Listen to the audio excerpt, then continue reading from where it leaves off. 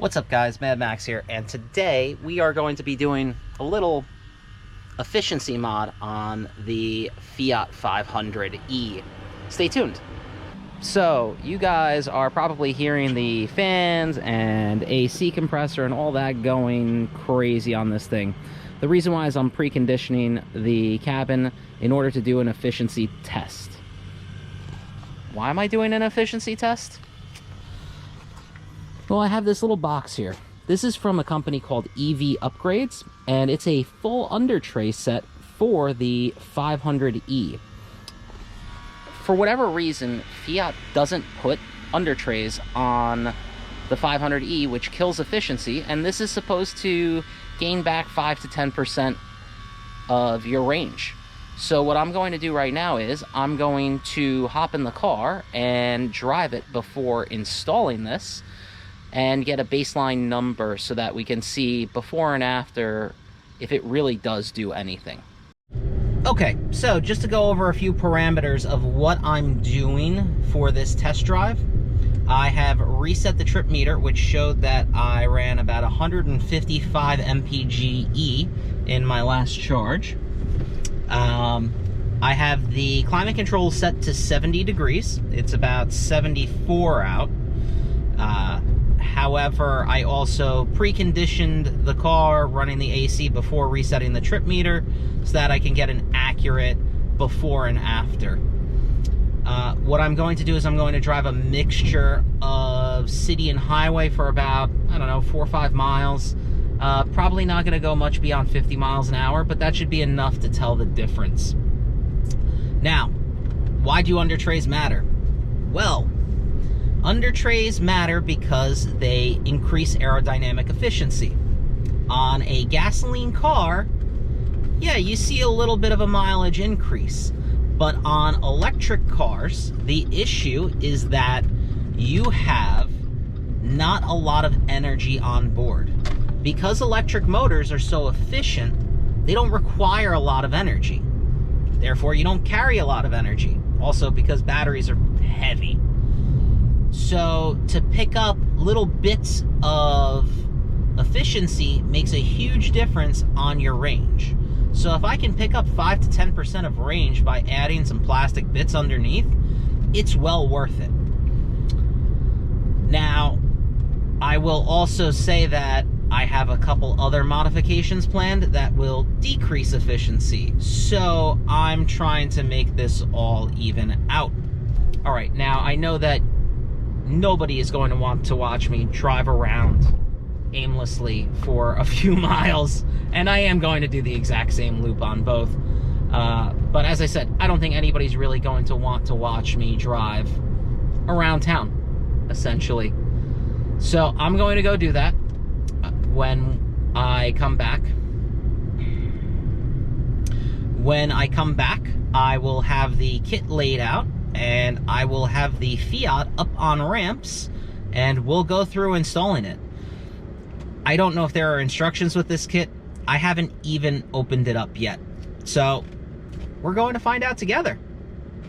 Okay, don't mind the dust on the screen there, because I just don't really clean this car very well. But, if you can see, after 6.2 miles, 168 mpge. Not bad. So let's unpack the undertrays and see what's included in the kit. Okay, so I have everything unpacked here. The packaging leaves a little bit to be desired, but I really don't care if this works well. Packaging doesn't really matter to me. What you have is a rear undertray with these little diffuser fins. I don't know what exactly those are for.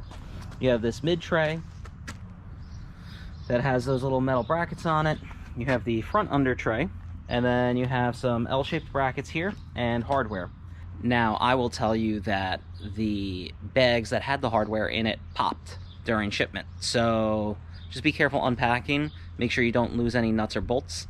Comes with instructions. Says you need a ratchet with a 11mm and 10mm socket, an 11mm wrench, and optional a set of vice grips. So I'm going to start pulling this thing apart. Well, actually, first things first. You don't mind the S8 there. That's another video for another day. All right, so I am going to start taking this thing apart. But first, I need to get my ramps out so that I can get this thing up in the air and actually get underneath it. Okay, so as you can see, I am lying under the front of my 500E. That's the motor right there, which I don't have big hands, but that motor's pretty freaking small.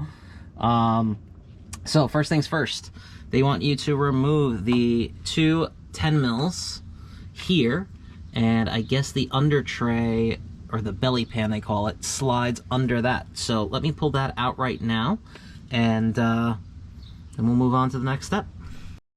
Okay, now once you have those two bolts out, you install this shiny side up. You can't really see it, but you can see it in person. There is written in black Sharpie front and rear.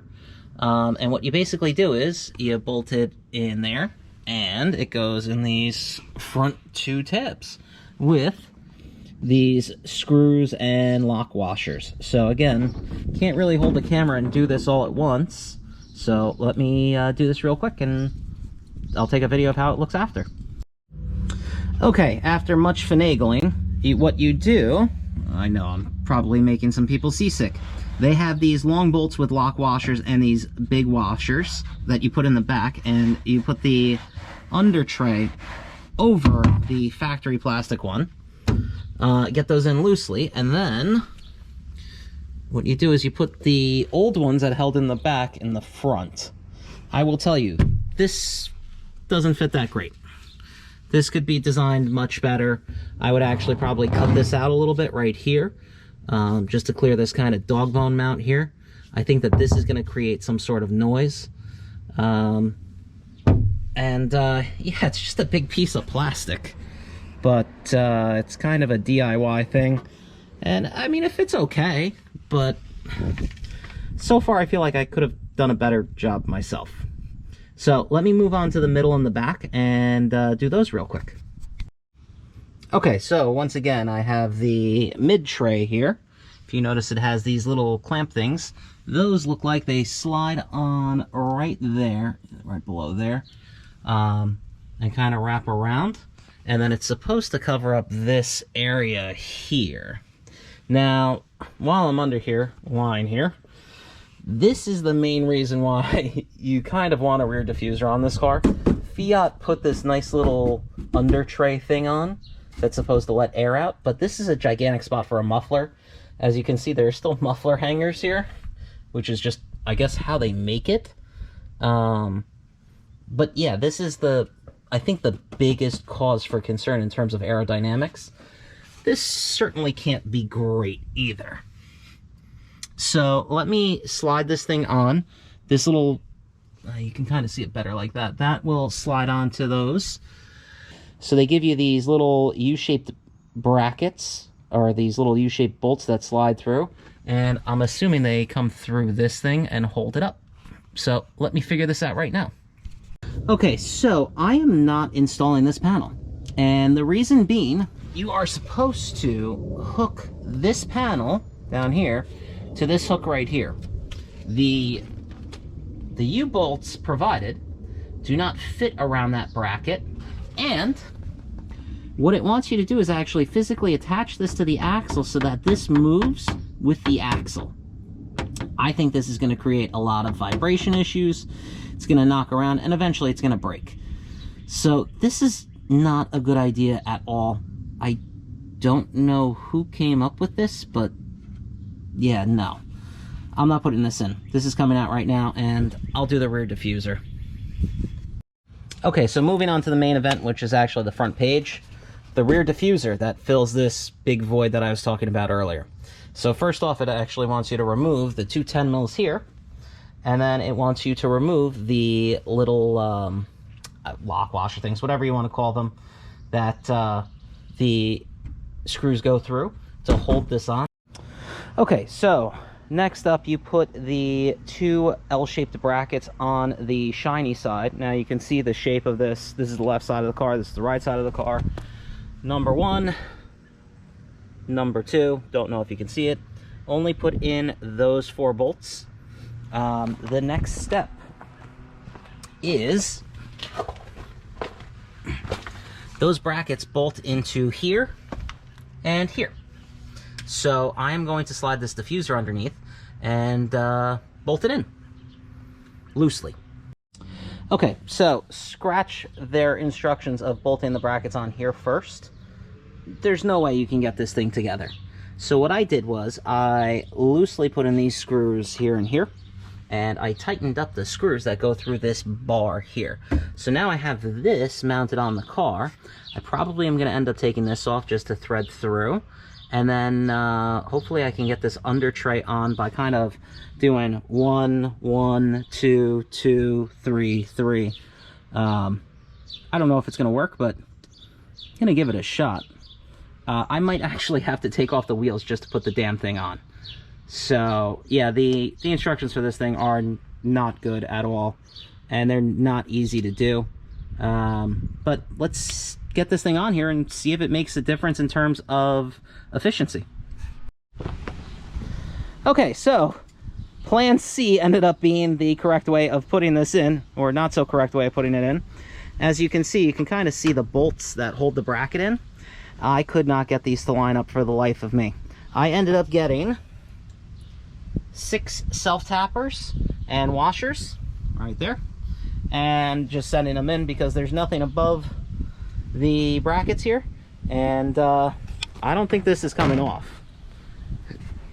I mean, it might, but I really doubt it, and I might actually send 1 or 2 more in, like right there and there, just to keep this from doing that. But we'll see if it makes a noise. If it does, I will. If it doesn't, I'm not gonna bother. So let me get this off the ramps, and we'll take it out for another drive and see how it works. Okay, got it all back together. Let's go for a ride. Okay, so don't know how well you can see that, but 6.2 miles, 178.6 mpge. Okay, so going back to the older footage, picked up about 6% efficiency doing the front and rear under trays. As I went through the video, couldn't do the middle ones because, you know, didn't fit correctly. Not bad. It actually did pick up efficiency. I'm pretty pleasantly surprised. I kind of didn't have high hopes for that. Now, question is, would I buy this kit? The answer is probably not. The reason why is because I could do this myself for probably 50 or 75 bucks, and it wasn't that great of a design. The big things that I would approve are the brackets that hold the under tray in just don't fit very well. And you could weld on nuts on the back and make things a lot more exact to make it fit a lot better and to make it a lot easier to assemble. And that stuff just isn't there. It's a homebrew kit, to say the least. At 364 bucks, if you're not very mechanically savvy, yeah, I guess it's worth it, because they have a 10% off sale right now. But quite honestly, you can pick up the supplies for probably 50 bucks and make the same exact thing and make it actually fit your car. And the frustration that I went through with it not fitting correctly, well, if you're making it yourself, you just make it fit. So, you know, that added discount makes up for the fact that you have to do more work. Anyway, that's it in terms of doing the under trays on this car. Thanks for watching. Next time, I'm going to be doing something a little bit more exciting with this car, and I hope you like it. Thanks again.